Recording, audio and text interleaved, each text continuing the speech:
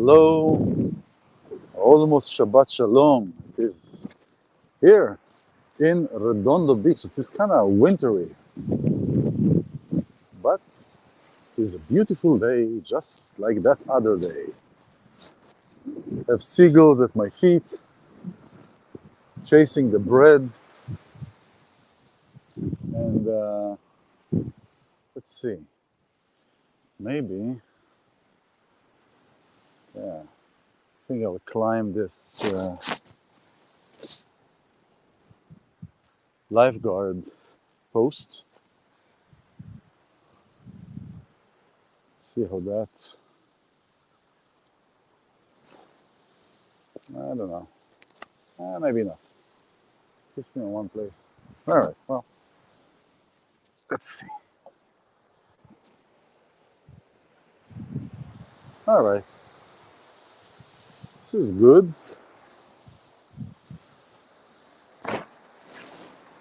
Yeah, anyway, this is good. It's a good height. Don't have to wobble in the sand. Well, almost Shabbat Shalom. Hello, everyone. We are every day. It's a beautiful day. Every day there are new discoveries and new adventures and new understandings, new challenges. And these past 2 weeks have been a tremendous, there was a tremendous shift in energy.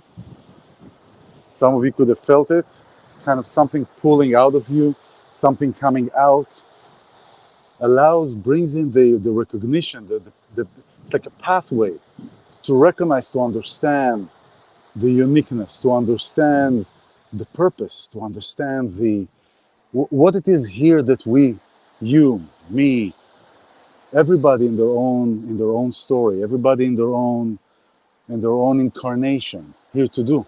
What it is that is driving us, what it is that is bringing us together and yet staying apart. Staying separate, but still as a separate, it's still you are connected. It's not separate out of disconnect, out of dissonance, but it's separate so we are our own power, our own power source, our own driving force. And yet when we bring it together, either in a relationship or in a community, camaraderie, it amplifies. So this past 2 weeks have been really there was a shift in energies. The different positions of the star, the moon, the new moon. It's just have been a full spectrum of shifts and changes, and you could have felt it like as if when you exhale, when we exhale, and there is this last push. It's like the last push of the exhaling. That kind of exhale, that kind of a release, that kind of a renewal. Because if we think about this, when do we have the most freedom in our breath? When we're breathing, do we have it in our inhale, or do we have it in our exhale? If we are taking an air in, filling our lungs, there's so much that we can hold on. We have to let the air out. We have to let the air out. And then when we let the air out, that is where we really have more freedom. We have more freedom when we're letting the air out, when we're allowing it to go out. And to be in a place where I can choose when I want to inhale. I can wait 30 seconds, I can wait a minute, you can wait longer. It could be faster because of activity, but it is in the exhale that we have more freedom. If you're just joining, just let me know how the audio is. I just want to make sure that I'm just right. If you can type in the note that the audio is fine, or I have this little pouch here is covering the mic, so I hope it's okay. So this week has been a real movement. There was a movement to bring to the point of recognizing what it is here, what is the purpose, what is the personal purpose. And Last week, I had the pleasure of seeing a great artist, and this artist, Seal, the great artist, was here in Redondo Beach together with Sting, and he was talking about how, and this ties into what I'm talking about today, is how sometimes, with all that's happening around, outside, uh, governments, politics, everything that is happening outside, that is really an effort to keep us in our head, to keep us in separation, to keep us in fear, to keep us in a place of uncertainty, really to keep us in a place of what's going on, who's against who. So this effort is to keep us all the time at this inner battle of who's against who. To be in isolation, to be in what is happening, to be this is happening there, is he right? They're fighting against them, but all for the purpose of not honing in, coming in, inside, and understanding and remembering the purpose, remembering our purpose. Each one has their own. And so there is all this noise around. There is all this hoopla around. Everything is happening. There's the protesters that are ignorant about what they're protesting, but still it's there. There is the gender mutilation that is happening, and also there is a lot of ignorance, and still it is happening. It is all happening to hold us from coming to this peace and quiet within, to recognize, to remember. So, like that great artist said, we really didn't forget. And I'm referring to him because he's more modern. But Kabbalah and Judaism and other esoteric teachings are talking about that we always have on our soul level, the remembrance, the memory, the understanding of what we are here to do. But sometimes when we are filling ourselves with other stuff, we forget. We forget, and it takes a lifetime, pretty much, to come back to that remembrance. And so it is not forgetting what our purpose is. It is not forgetting what or losing. It's not losing. We didn't lose our purpose. I spoke to somebody yesterday who she's in Israel, and she told me that nothing is really important anymore. There is no spirituality, there is no soul, there is no, because there is what is happening in the country over there is a state of despair. Is a state of despair that is putting a heavy yoke on the eyes lid, heavy yoke on our spiritual eyes lid, that anything that is not in front of their eyes, in front of our eyes, and many people are in that place, where it is not in front of their eyes, it doesn't exist. And it's when that happens day in, day out, it's easy, it's human to forget that. It's human to forget, and to forget even that we had any kind of purpose, because we're dealing with the daily survival. We're dealing with the daily survival of the fetus, if you want, because it turns out that because we forget and because we don't remember, we come to like a fetal stage where we have to re-evolve, re-enter this understanding, peel again, and let the layers go. Not necessarily learning new things, but let the layer go so we can see through them. And so it is not that we lost our purpose, and it happens sometimes. I picked up the guitar the other day, and I remembered that I remembered my passion to it.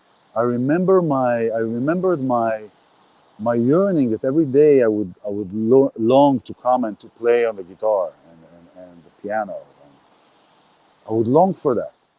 And I remembered the minute I picked up the guitar, and I remember after I didn't pick it up for a while, it brought back the feelings. The body remembered automatically. The body remembered instantaneously.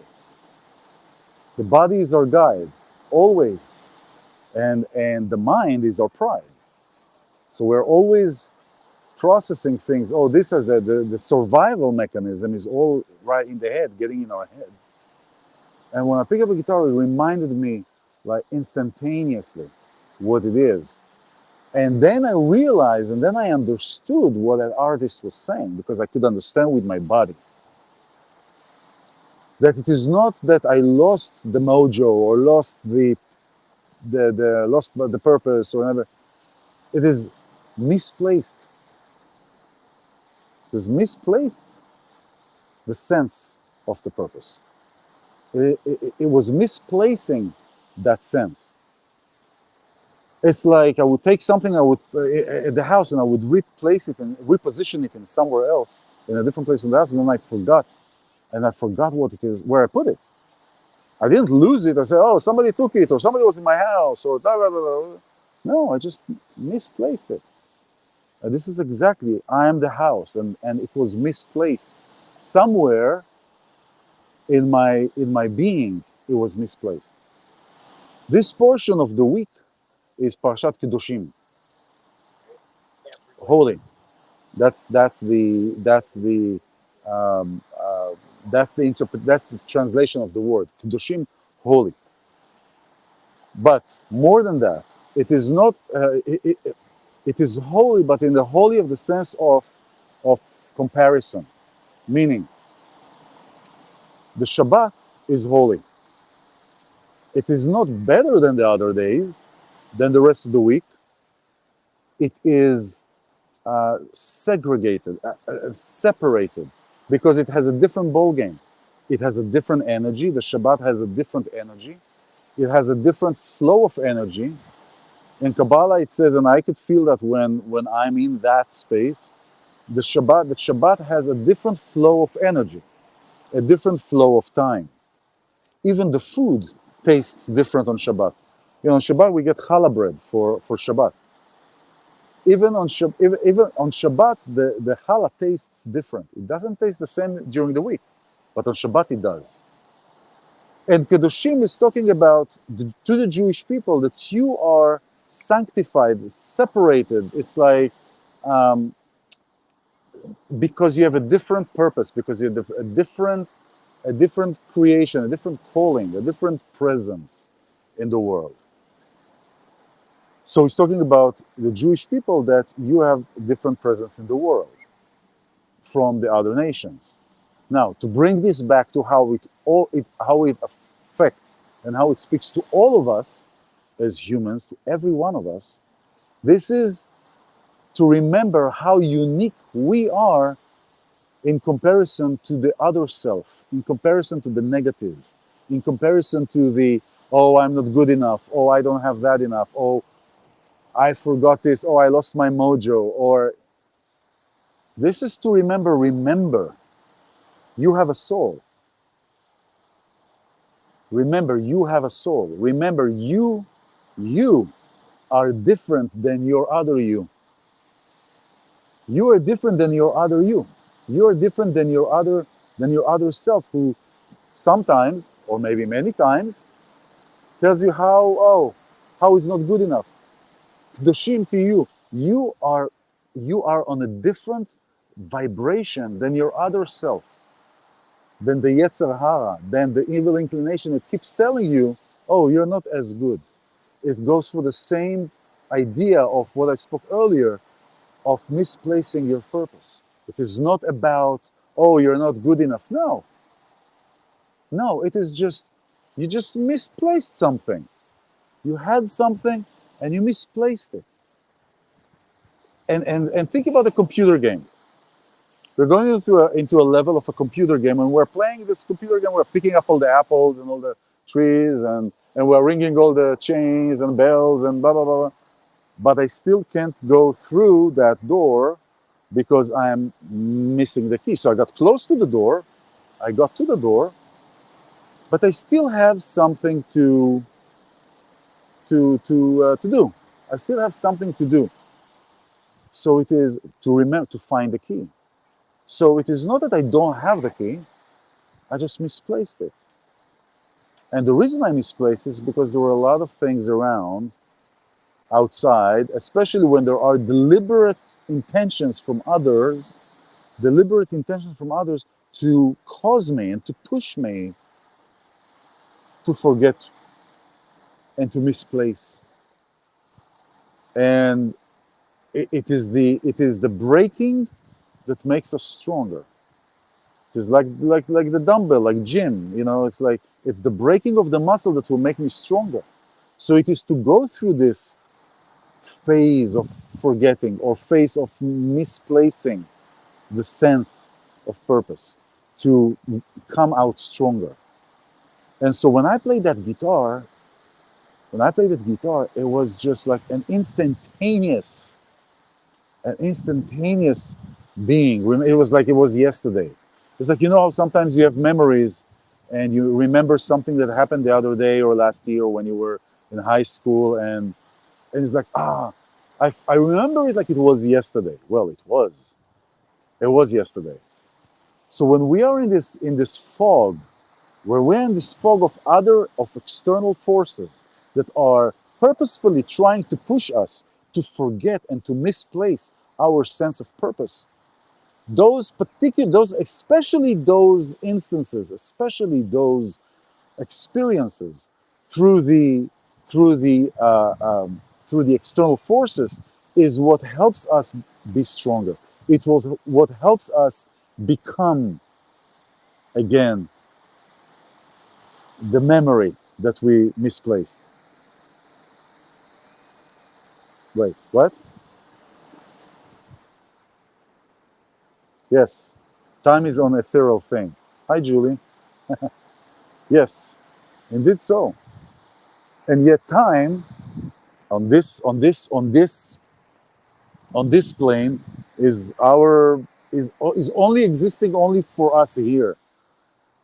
Is only existing for us here. So time, in essence, when we say, "Oh, we remember it like it was yesterday," because really, time is no time. What happened before already? What happened before is, and what will happen already happened.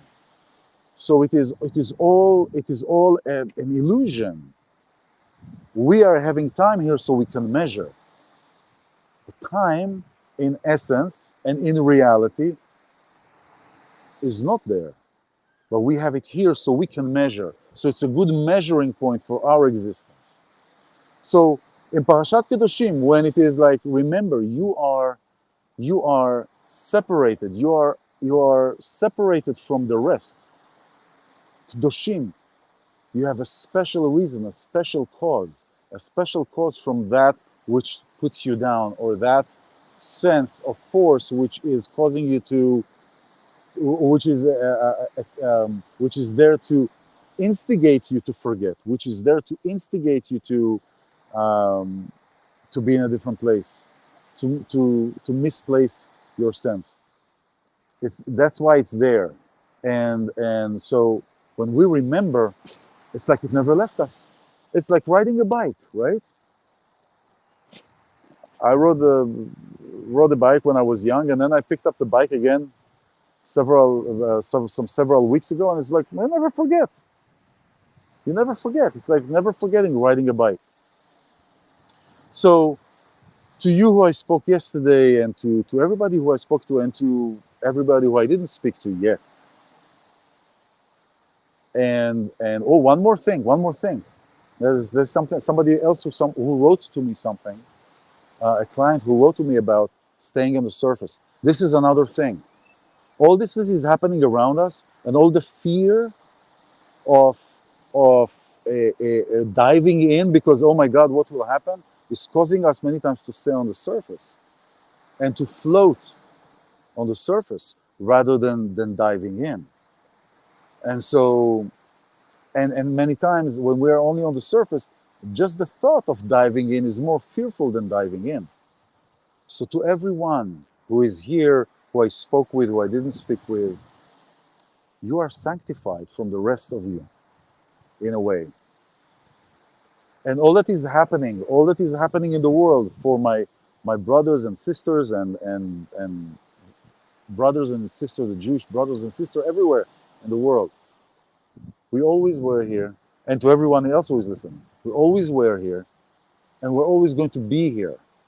There is no, it comes from a place of love and comes from a place of joy. We are here. It is not a matter of who is better or who is not. It's just we are here, just like you are here. We don't call for your genocide. We don't call for your killings. But no, we are here. We're here to give. We're here to be together, to give and to be. So with that, I send much love, Shabbat Shalom, and I'm going to continue to take a walk here on this beautiful scenery, and just let's remember where we misplaced that sense of purpose and bring it back home. Shabbat Shalom.